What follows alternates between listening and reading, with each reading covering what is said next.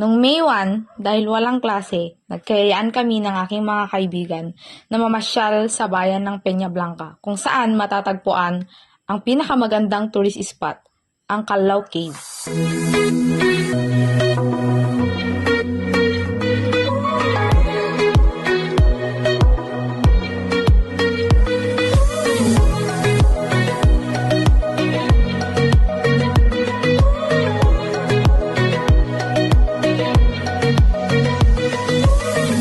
Una naming ginawa ay nagbayad ng ticket upang magkaroon kami ng tour guide para mag-guide sa amin papasok sa cave. Tapos, inorient kami saglit ng naka-duty na pulis doon.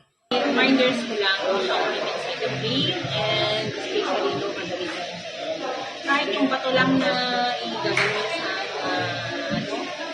stalagmite. Inorient niya kami na bawal mag-vandalize sa mga walls ng cave. Nagsimula na kami maglakad at kasama namin ang aming tour guide paakyat ng cave. Sa loob ng cave, may 7 rules and regulations na dapat sundin. First, take nothing but pictures, leave nothing but footprints, kill nothing but time. For your addition, add nothing but the love for nature, add nothing but the passion for enjoyment. Just bring your good memories and most of all, just burn your lot of colors. Ano masasabi mo sa kanyang English? Ito yung start ng 100. Meron kaming 184 steps na kailangang akyatin bago kami makarating sa bunganga ng cave.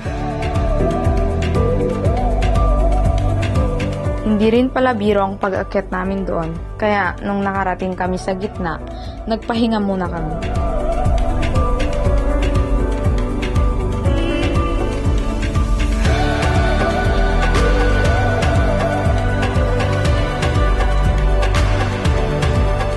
At pagkatapos ng aming pamamahinga, itinuloy na namin ang aming paglalakad.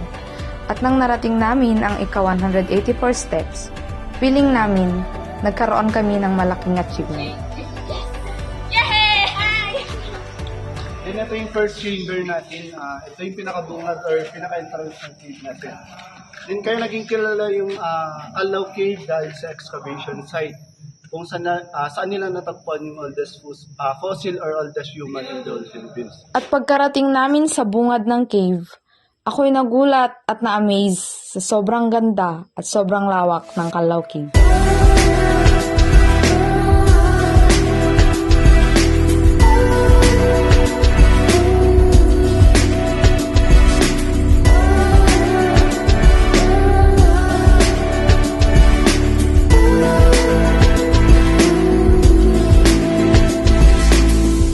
Tanging laman ng isip ko nung time na yan ay ang poong may kapal na lumikha nitong napakagandang kuweba. At ang tanging laman ng puso ko ay sana ipagsigawan ng papuri sa kanya.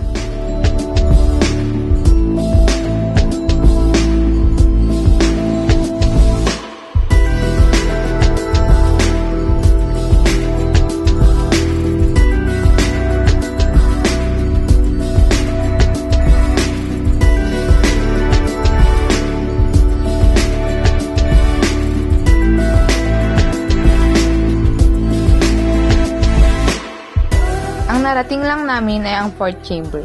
Hindi na kami pinapasok ng tour guide sa ika-5 chamber dahil delikado ito, kaya bumalik na lang kami.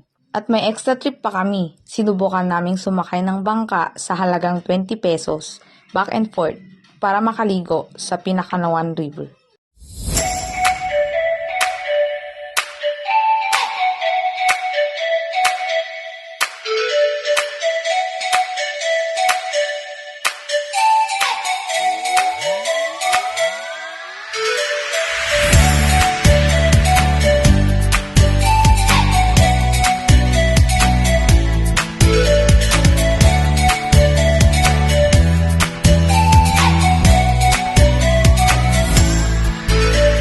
Solve na solve kami sa araw na ito.